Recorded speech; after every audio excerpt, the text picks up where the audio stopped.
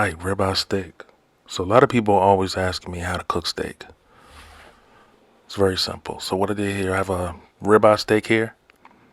I have it at room temperature. I left it out for about an hour after washing it. And all I'm doing here is just adding salt, pepper, and garlic powder on both sides. Got your cast iron skillet. Have the heat up extremely high.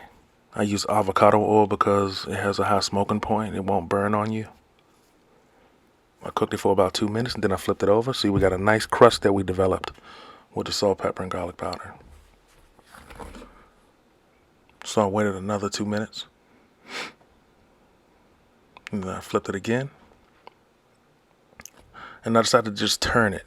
So that's another thing that I do about after 2 minutes or about a minute and a half, I turn it just to make sure it's cooking evenly.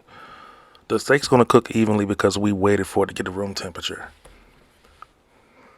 So at this point, I added a couple tablespoons of butter, some thyme and rosemary. I had the ground up stuff. I didn't have the fresh herbs, so it'll work either way. I also added some crushed garlic. And what we're going to do here is just going to just tilt the pan and get a spoon and just baste it.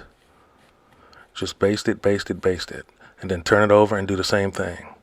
Just give it a good baste. You do that for about a minute and a half on each side and your steak is done.